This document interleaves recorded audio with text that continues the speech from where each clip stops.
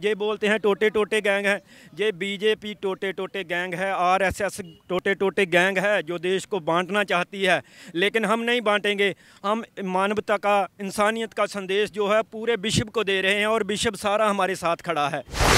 ये काले कानून है, ये सिर्फ अंबानी अंडानी के कहने पर लाए हैं। अमित शाह खट्टर हो गया या योगी जैसे ये गुंडे लोग हैं 4-5 ये सरकार को चला रहे हैं। हम डरते नहीं हैं अमित शाह से, ना योगी से डरते हैं।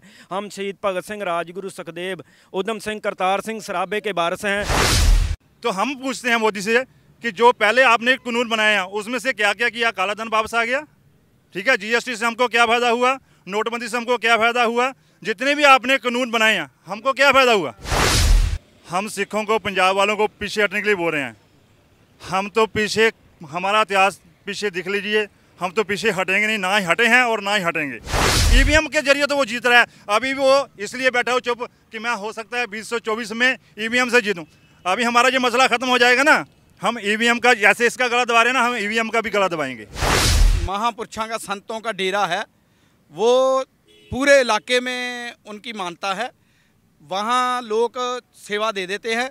जिस चीज़ की इधर लोड होती है उधर हम फ़ोन कर देते हैं, उधर प्रबंध कर देते हैं, हम जाके फिर गाड़ी में ले आते हैं। वो बार बार यही बोल रहे हैं कि इसमें शोध करा लो, इसमें शोध करा लो। हमारे जो किसान जथेबंदियाँ हैं वो नहीं चाहती कि हम इसमें कोई शोध कराएंगे, क्योंकि ये कोई अच्छे कानून तो है नहीं, काले कानून हैं। तो जब तक ये रद्द नहीं होते तब तक हम यहाँ से जाएंगे नहीं। और सरकार भी ये बात मानी है कि इसमें बहुत ज़्यादा गड़बड़ है। तोमर जी भी माने हैं, मीटिंग में 8 तारीख को जो मीटिंग हुई थी उसमें तोमर जी भी माने हैं कि इसमें बहुत गलतियां हैं, हम संशोधन कर देते हैं। संशोधन क्यों कराएंगे हम जब सब कुछ है ही गलत? ये जो सरकार है बेईमानों की सरकार है, इसके ऊपर कोई भी भरोसा नहीं हम कर सकते। तो हम पूछते हैं मोदी से कि जो पहले आपने कानून बनाया उसमें से क्या क्या किया? काला धन वापस आ गया, ठीक है। जीएसटी से हमको क्या फ़ायदा हुआ? नोटबंदी से हमको क्या फ़ायदा हुआ? जितने भी आपने कानून बनाए हैं हमको क्या फ़ायदा हुआ? अब ये धान जीरी जो यहाँ बिकी है वो 1400 में, 1500 में बिकी है जी। 1885-82 का रेट है जी गवर्नमेंट का। तो जब 1885 का गवर्नमेंट का रेट है, 1885-82 जो भी बता रहे हैं, तो 1400 रुपये में कैसे बिक जाती है? बिक रही है जी, मंडियों में बिक रही है। दलाल खूब ले रहे हैं मंडे भाव में, 2-2-3 दिन। सरकार नहीं खरीदती है? नहीं जी, सरकार नहीं खरीदती।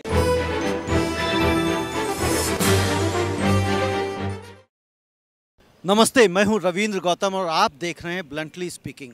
आज किसानों के आंदोलन का 29वां दिन हो चला है। कल यानी कि 28वें दिन चौधरी चरण सिंह की जयंती थी, लेकिन नरेंद्र मोदी जी ने 25 तारीख का दिन मुकर्रर किया था बातचीत करने के लिए, यानी कि कल किसान दिवस था। लेकिन मोदी सरकार, मोदी जी ये चाहते हैं कि कल यानी कि 25 तारीख को, जब अटल बिहारी जी का जन्मदिन है, उस दिन वो जो 18,000 करोड़ रुपए की किस्त किसानों को ट्रांसफ़र करनी है वो करी जाए। प्लस किसानों से जो बात करना चाहते हैं वो भी कल करना चाहते हैं। मैं समझता हूँ कल यानी कि जो बीत गया, जो किसान दिवस था, अगर उस दिन ये मौका जो उन्होंने गंवा दिया है और उस दिन ये रस्म रखते, जो आप रस्म ही कह सकता हूँ मैं इसे, रस्म अदायगी वाली बातें हैं। क्योंकि मोदी जी अगर जो बात कर रहे हैं किसानों से, आप वो देख रहे हैं कहाँ बात कर रहे हैं। कभी वो गुजरात से बात करते हैं, कभी वो वाराणसी से बात करते हैं, कभी वो मध्य प्रदेश से बात करते हैं। आप सुन रहे हैं कि अवध के किसानों को संबोधित करेंगे। पंजाब के किसान, पश्चिमी उत्तर प्रदेश के किसान, जो राजस्थान से जो किसान आए हुए हैं, जो हरियाणा से किसान आए हुए हैं, उनसे मोदी सरकार, मोदी जी संबोधन, संवाद क्यों नहीं कर रहे हैं? उसके पीछे क्या कारण हो सकता है? मैं आज ये देखा, मैंने तय किया कि आज हम जहाँ से सिंघू बॉर्डर से जो आंदोलन शुरू होता है, जो लोग धरने पे बैठे हैं, ये देखा जाए कि कहाँ और कितनी दूरी तक बैठे हुए हैं। तो चलते चलते मैं ये जो आपका कुंडली मानेसर पलवल हाईवे है, एक्सप्रेसवे है, मैं उसके काफ़ी आगे आ गया हूँ और राई क्रॉस करते हुए गोल्डन हट है यहाँ पे मैं देख पा रहा हूँ जो बनी हुई, तो यहाँ तक आ गया हूँ और यहाँ पे भी कैंप्स लगे हुए हैं। नो डाउट उस तरह से डेंस नहीं है, उतनी डेंसिटी में नहीं है, लेकिन आपको लोग मिल जाएंगे। और एक तरफ आप देखें, एक तरफ का रोड, पवन ये आप हाईवे दिखाइए ज़रा, ये एक तरफ का जो रोड है चलता हुआ है और ये जो कुंडली पलवल मानेसर वाला जो एक्सप्रेसवे है वहाँ तक ये आराम से चल रहा है, यानी कि वो खुला है। आप कहाँ से आए हुए हैं? ਅਸੀਂ ਹੁਸ਼ਿਆਰਪੁਰ ਤੋਂ ਜੀ। होशियारपुर से आए हैं और क्यों आए हुए हैं और यहीं पे क्यों रुक गए हैं इतने पीछे? ਹੁਸ਼ਿਆਰਪੁਰ ਤੋਂ ਅਸੀਂ ਮੁਕੇਰੀਆਂ ਤੋਂ ਆਏ ਹੋਏ ਹਾਂ। ਇੱਥੇ ਸਾਡਾ ਆਪਣਾ ਮੁਕੇਰੀਆਂ थोड़ा अगर हिंदी मिक्स रखेंगे अच्छा रहेगा। सर साडा जहाँ पे ना मुकेरियाँ का है, जहाँ पे जो हाँ लंगर है जहाँ पे मुकेरियाँ का, इसलिए हम यहाँ पे रुक गए हैं। होशियारपुर से आए हैं, मुकेरिया का लंगर है तो लंगर रुक गए हैं। और कोई कह रहे थे, सरदार जी कह रहे थे आप लोग कि हम नहाने के लिए रुक गए हैं। हाँ, नहाने के लिए आगे भी जाना है। हमने पूछा था 3 दिन पहले, हम बालन की 2-3-4 गाड़ियाँ लेके आए थे। बालन क्या होता है? ये लकड़ी लकड़ी रोटी पकाने के लिए तो वो कहाँ पंजाब से ही लेके आए हैं? हाँ जी, हाँ, पंजाब से। तो उस दिन हमने देखा था यहाँ पे पानी की डिमांड थी, तो आज हम पानी की गाड़ी लेके आए हैं। बाकी लंगरों में जहाँ जहाँ डिमांड है लेके जाएंगे। अभी हम रात करनाल में सो गए थे गुरुद्वारा साहब में। अभी हम यहाँ नहा धो के खाना खाया है। अभी हम जाएंगे जहाँ जहाँ पानी की डिमांड है। मतलब क्या आप लोग रेगुलर आ जा रहे हैं और जो चीज़ें शॉर्ट हो रही हैं वो वहाँ पंजाब से लेके आते हैं? हाँ जी, जो पानी तो जैसे मान लीजिए हरियाणा के भी किसान हैं तो यहाँ से मिल जाएगा इजली। हमारे उधर ना एक महापुरुषों का, संतों का डेरा है, वो पूरे इलाके में उनकी मानता है। वहाँ लोग सेवा दे देते हैं। जिस चीज़ की इधर लोड होती है उधर हम फ़ोन कर देते हैं, उधर प्रबंध कर देते हैं, हम जाके फिर गाड़ी में ले आते हैं। अच्छा, यानी कि वहाँ पे जहाँ एक जगह पे आप लोग अनाउंस कर देते हैं और वहाँ पे वो सब कंट्रीब्यूट कर देते हैं, इकट्ठा कर देते हैं और वहाँ से वो ले आते हैं। आप कुछ कह रहे थे? ਮੈਂ ਇਹੀ ਕਹਿ ਰਿਹਾ ਸੀਗਾ ਵੀ ਅਸੀਂ ਇੱਥੇ ਵੈਸੇ ਸਾਡਾ ਆਪਣਾ ਮੁਕੇਰੀਆਂ ਦਾ, ਤਾਂ ਕਰਕੇ ਆਪਾਂ ਇੱਥੇ ਰੁਕੇ ਆ। ਆਪਾਂ ਹੁਣ ਅੱਗੇ ਵੀ ਜਾਣਾ ਆ ਤੇ और अच्छा ये बताइए, जिस तरह से सरकार बार बार बातचीत का आप लोगों से प्रस्ताव रख रही है कि बातचीत करना चाहती है किसानों के साथ में, तो हमने कल जो बातचीत का एक प्रस्ताव रखा था वो किसानों के सारे नेताओं ने उसको रद्द क्यों कर दिया? प्रस्ताव क्यों नहीं माना बातचीत का? सर गल पता क्या है, वो बार बार यही बोल रहे हैं कि इसमें शोध करा लो, इसमें शोध करा लो।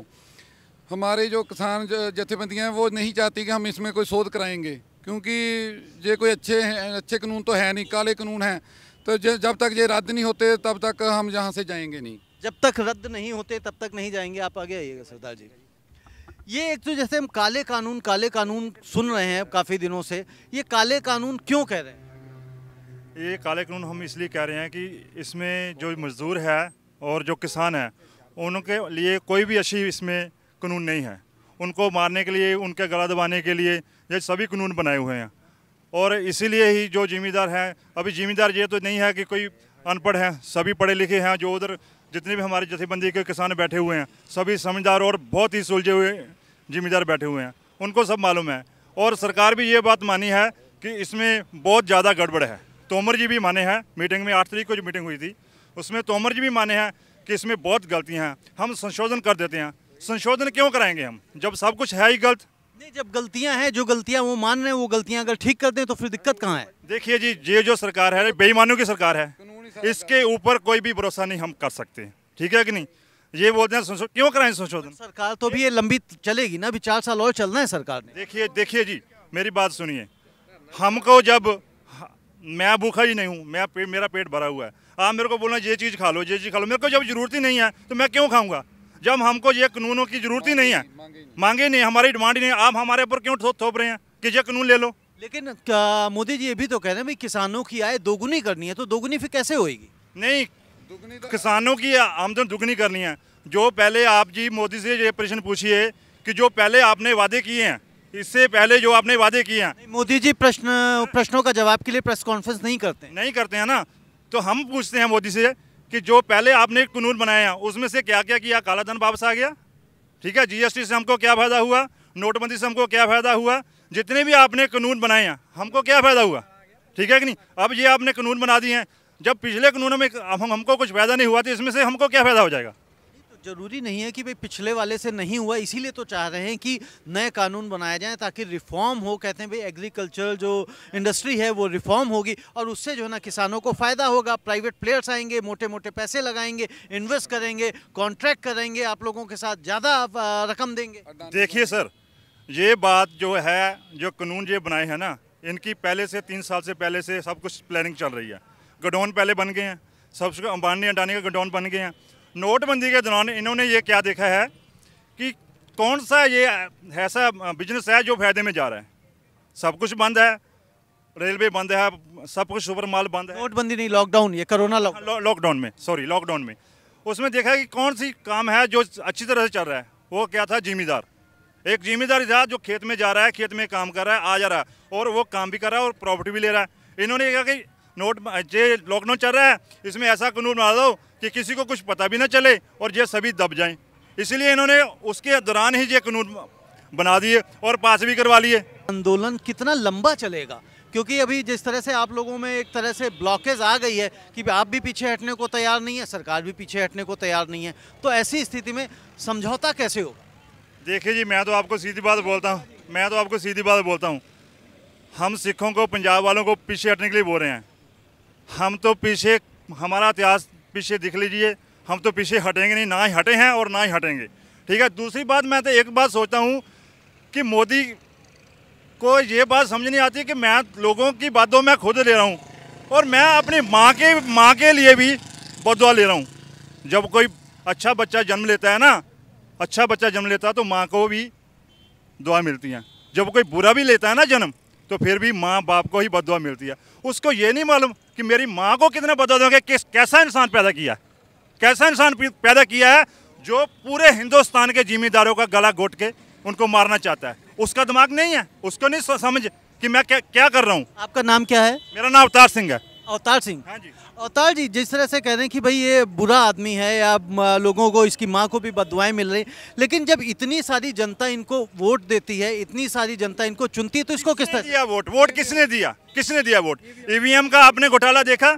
जज बैठे हुए हैं, जो हैंक करता है वो बैठा हुआ है, उसने बताया ना आपको, आपने भी देखा है ना, मीडिया को भी सब कुछ मालूम है। फिर भी आप लोग, हमारे जो थोड़े बहुत किसान आते हैं, जो गांव से आते हैं, उनके आगे मैं करके आप लोग पूछते हैं कि ये उनको नहीं है, ज़्यादा नॉलेज नहीं है, पढ़े लिखे नहीं है, लेकिन जो पढ़े लिखे हैं उनसे आप बात कीजिए ना। ईवीएम के जरिए तो वो जीत रहा है। अभी भी वो इसलिए बैठा हो चुप कि मैं हो सकता है 2024 में ईवीएम से जीतूँ।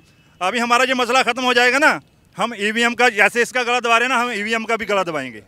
ईवीएम का भी गला दबाएंगे। अब आप कुछ कह रहे थे, आप क्या कहना? हम तो ये बोलते हैं कि मोदी सरकार को कि ये जल्दी से जल्दी कानून वापस ले ले, नहीं तो ये जो पूरे देश का, ये बोल रहे हैं ना कि पंजाब का, ये पंजाब का नहीं, पूरे देश का जन आंदोलन बन गया है। ये अभी दूसरा आंदोलन नहीं रह गया, जन आंदोलन बन गया।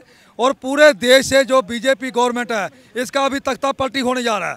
पाकिस्तान में तख्ता पलटी होता था, हमने देखा था, सुना था, लेकिन मेरे को लग रहा है कि इस हिंदुस्तान में भी अभी ये इस सरकार का जो तख्ता पलटी होने वाला है।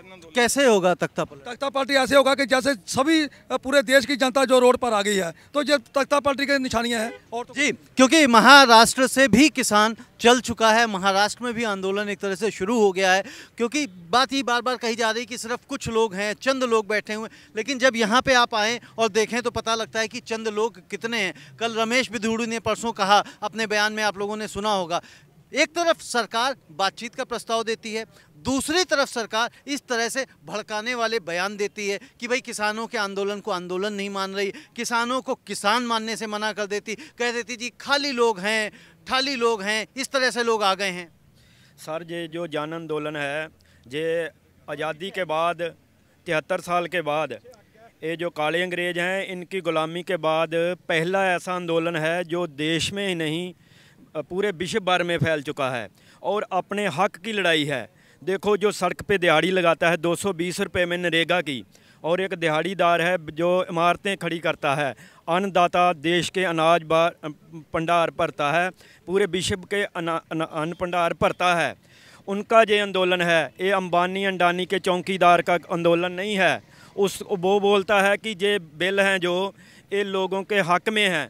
मैं उनको पूछना चाहता हूं, ये लोगों के हक में हैं और यूपी बिहार से 1000 रुपया जीरी लेकर 1500 में पंजाब में क्यों बेची जा रही है जाकर? और आपने जो है, जो ख़रीद का अधिकार है वो दे दिया इन व्यापारी लोगों को। पूरे देश का जो अनाज है वो अपने भंडार कर लेंगे। जब वो भंडार कर लेंगे तो ये गरीबों को, जब बाज़ार से एक दिहाड़ी लगाने वाला, एक किसान, एक जो सर्विस करता है, कोई भी वीर है मेरा, वो जब बाज़ार में परिवार चलाने के लिए सौदा खरीदने जाएगा तो उसको भी महंगा मिलेगा। बिजली सोध बिल 220 है, वो भी तो इन प्राइवेट घरानों के कहने पर ही। जैसे आप कह रहे थे कि भाई बिहार से जो वहाँ का किसान है, वहाँ का व्यापारी है, वो पंजाब में आके अपना जिसे जीरी कहते हैं हम लोग, धान कहते हैं, वो बेचने आता है। तो जब अभी ये पहले ही बेच रहा था आके, और मैं कई बार कई लोगों से बात सुन चुका हूँ कि यहाँ के लोग वहाँ बेच देते हैं, वहाँ के लोग यहाँ आते हैं, तो फिर जो अभी ये मोदी जी कह रहे हैं वन नेशन वन मार्केट हो जाएगी, तो ये किस तरह से डिफरेंस है, थोड़ा सा बताएंगे? वन नेशन वन मार्केट जो है, देखो कोई भी इंसान जो था पहले कहीं भी अपना माल बेच सकता था, लेकिन ये जो बिल हैं, ये जो लेकर के आए हैं, जिसको हम काले कानून कहते हैं, बिल्कुल काले हैं। नहीं वही कह रहा हूँ, जब पहले जी जैसे एक सेकंड बस, मैं आप जैसे कह रहे हैं कि जब पहले भी बेच सकता था, तो ये जो अब जो कह रहे हैं कानून में कि अब बेच सकता है, तो इन दोनों में फ़र्क क्या है? फ़र्क यही है कि मोदी जो है वो कारपोरेट घरानों के हक में ये बिल लेकर आए हैं, जबकि यही कानून है जो काले यूपी बिहार में और अमेरिका में फेल हो चुके हैं। मतलब ये कहते हैं कि हम मंडी जो है उसको नहीं तोड़ेंगे, अनाज मंडियों को नहीं तोड़ेंगे, लेकिन ये सीधे रूप पर अनाज की मंडियों पर, अपने आड़ती भाईचारे पर, मजदूर पर, किसान पर सीधा हमला है। जब मंडी के बाहर बिना टैक्स दिए जो ये व्यापारी फसल को खरीदेगा, तो ये जो पंजाब का, भारत का, पूरे देश का जो विकास होता है, गली नाली बनती है, सड़क का, गांव की सड़कें बनती हैं, ये जो मंडियों में 8% टैक्स देता है किसान, उनसे बनती हैं। जो बुढ़ापा पेंशन मिलती हैं, गरीबों को सघन स्कीम मिलती हैं, वो हज़ारों लाखों करोड़ जो टैक्स के रूप में प्राप्त होता है, उनमें से लेते हैं ये। तो जब व्यापारी सीधी लूट कर लेगा, उसमें से तो सारा कुछ ख़त्म हो जाएगा। इसलिए ये काले कानून है, ये सिर्फ अंबानी अंडानी के कहने पर लाए हैं। अमित शाह खट्टर हो गया, या योगी जैसे ये गुंडे लोग हैं 4-5 ये सरकार को चला रहे हैं। हम डरते नहीं हैं अमित शाह से, ना योगी से डरते हैं। हम शहीद भगत सिंह, राजगुरु सुखदेव, उधम सिंह, करतार सिंह सराबे के वारिस हैं।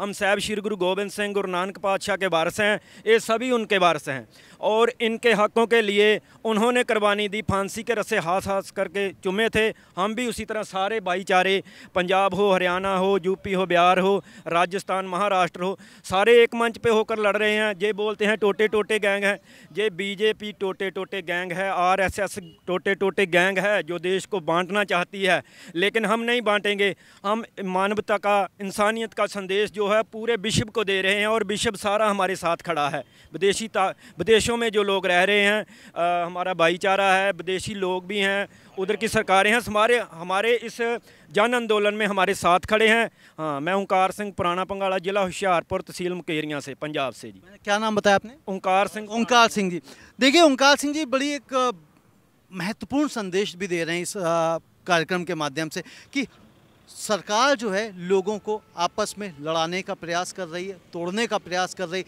लेकिन हमारा जो मानवता का है, वो चाहे कोई भी धर्म हो, हिंदू हो, मुस्लिम हो, सिख, ईसाई, हम सब जो भाईचारा बना के चलना चाहते हैं और उसी के साथ ही आगे बढ़ना चाहते हैं। क्योंकि जब किसानों के ऊपर बात आ रही तो सिर्फ किसानों के ऊपर ही नहीं है, ये आम जनता से भी जुड़ा हुआ है। क्योंकि जब हम बात करते हैं, हर जगह जहाँ भी आप देखेंगे, जरा सा भी कोई पढ़ा लिखा व्यक्ति आता है, इसमें बात करता है, भंडारण कानून की बात अवश्य करता है, बताता है कि किस तरह से जो उद्योगपति हैं वो भंडारण कर लेंगे, स्टोरेज कर लेंगे और किस तरह से कीमतों को मैनिपुलेट कर सकते हैं। अभी मैं यहाँ पे कोई हरियाणा से सज्जन खड़े हुए मैं देख रहा था। आप हरियाणा से कौन है?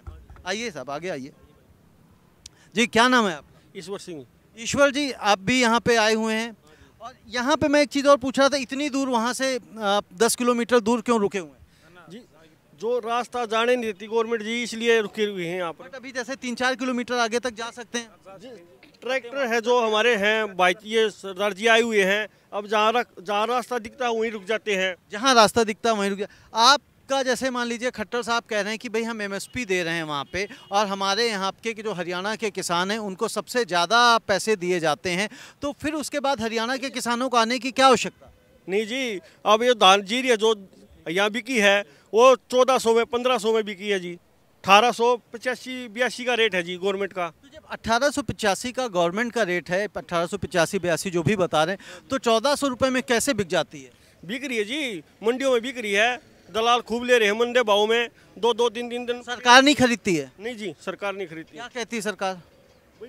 कभी गिल्ला है कि खराब है, हम नहीं ले रहे, ये 2-4 दिन पड़े रहते हैं, फिर वो सस्ते भाव में दे आ जाते हैं। अच्छा, मतलब वो सरकार उसमें कमी निकालती है, फिर दलाल ले लेते हैं। तो इसका मतलब ये हुआ जो दलाल हैं फिर वो वापस सरकार को सरकारी रेट पे बेचते हैं? भैया तो हाँ, उनकी मिली भगत है जी, सभी की मिली भगत रहती है। तो तो जो मिली भगत है, जैसे ये सरकार कह रही कि इसी मिली भगत को तोड़ने के लिए प्राइवेट प्लेयर्स ला रहे हैं कि जो दलाल हैं वो पैसे खा जाते हैं किसानों के। नहीं जी, प्राउड भी यही नहीं का धंधा सभी का। हम तो एनएसपी का रहे, एनएसपी लिखित रूप में दे दो, ये जब भी तो दलालों पे कुछ कानून कार्रवाई हो है। जो लिखित रूप में दे दें तो जब भी तो दलालों पे कुछ कार्रवाई हो जी। बट जैसे आपने कहा कि वो कह देते हैं कि इसमें नमी है, तो उसमें क्वालिटी का भी तो कुछ फर्क आएगा या नहीं? कि मान लीजिए अगर धान बेचा कौन सी क्वालिटी का है, कितनी कीमत पे, कुछ तो होगा उसका मापदंड। नहीं, कोई नहीं जी। नहीं, मान लीजिए अगर किसी ने 2 खेतों में धान उगाया गया, जीरी जिसे आप कह रहे हैं उगाई गई, और वहाँ पे दोनों खेतों की क्वालिटी अलग अलग रही, एक की क्वालिटी मान लीजिए अच्छी है, एक की क्वालिटी हल्की है, तो रेट आप कैसे समान हो जाएगा? एक ही 2 ठेली लेके गए, एक ठेली तो बिकी 1800 कुछ, एक बिकी 1600 1500, तो क्वालिटी तो एक ही थी। पंजाब का हरियाणा का जो मंडीकरण है ना, बहुत अच्छा है सर। उसमें जब हम फसल ले जाते हैं हमको पूरा रेट मिलता है। जो अब ये काले कानून जब आ रहे हैं ना, इसमें बहुत ज़्यादा हमारा नुकसान है, इसीलिए हम इन काले कानूनों को चाहते हैं कि वापस लें। जी, इसीलिए चाहते हैं कि काले कानूनों को वापस लिया जाए, क्योंकि यहाँ पे 2 चीज़ें बड़ी निकल के आ रही हैं। पहली चीज़ निकल के आ रही है एमएसपी की। एमएसपी यानी कि किसानों को डर है कि जो एमएसपी मिलती है किसानों को वो ख़त्म हो जाएगी। क्यों? क्योंकि और दूसरी बात आ रही है कि भंडारण की, यानी कि अगर भंडारण की जो असीमित भंडारण की छूट सरकार ने दे दी है, उसका मतलब उद्योगपति, प्राइवेट सेक्टर, जिसके पास दम होगा वो उन फसलों को स्टोर करेगा, मार्केट में चीज़ें शॉर्ट होंगी और उसके बाद में मन चाहे दामों पे उन चीज़ों को बेचा जाएगा। और यही हम देखते आते हैं कि जब भी किसी भी चीज़ों के दाम बढ़ते हैं तो दाम बढ़ने का कारण यही होता है कि मार्केट में सप्लाई कम हो जाती है और उसके बाद भाव एकदम से आसमान छूने लगते हैं। एक बात और कही जाती है कि जब ये कानून अमेरिका और यूरोपियन कंट्रीज़ में भी सफल नहीं हुए, सक्सेस नहीं हुए, तो उस फेल कानूनों को, फेल सिस्टम को हम यहाँ पे क्यों अपना रहे हैं? इसके लिए सरकार एक तरफ कह रही कि 92 लाख लोगों से उन्होंने मंत्रणा करी, उनसे राय ली, उनसे ओपिनियन ली। मुझे नहीं समझ में आता वो कौन से 92 लाख लोग थे। मैं समझता हूँ कि अगर 92 लाख लोग एक एक लाइन भी लिख देंगे तो उसको पढ़ने में, उसको समझने में, उस ओपिनियन पे फैसला करने में कितना लंबा समय लगेगा ये आप भी समझ सकते हैं। और 92 लाख का जो बात कर दी जाती है, जो जुमलेबाजी कर रहे हैं प्रवक्ता आके, वो आज तक 92 लाख लोगों का डेटा सामने नहीं लाके रख पाए हैं कि 92 लाख ये लोग थे। सरकार को मैं समझता हूं कि जितनी जल्दी हो सके इस जो ब्लॉक क्रिएट कर दिया गया है उसको, ब्लॉक को ख़त्म करना चाहिए। सरकार ने प्रस्ताव भेजा बातचीत करने के लिए, किसानों ने मना कर दिया, कारण सिर्फ यही बताते हुए कि वो बातचीत तो सिर्फ बहाना है और संशोधन करने की बात करते हैं, उसमें भी लिखित में कुछ देने को तैयार नहीं, करने को तैयार नहीं है, सिर्फ बातें कर रहे हैं, जुमलेबाजी हो रही है। और जो आश्वासन आप देने की, लिखित आश्वासन की बात कर रहे हैं, उसको आप कानून में शामिल करिए, ना कि अलग से दीजिए। अगर बात है भी तो कानून में जब तक चीज़ें नहीं आएंगी, क्योंकि अगर सरकार बदलती है या दूसरी आती है, कानून में भी जब केस फाइल होगा तो लिखित आश्वासन से बात नहीं बनने वाली है। धन्यवाद, नमस्ते।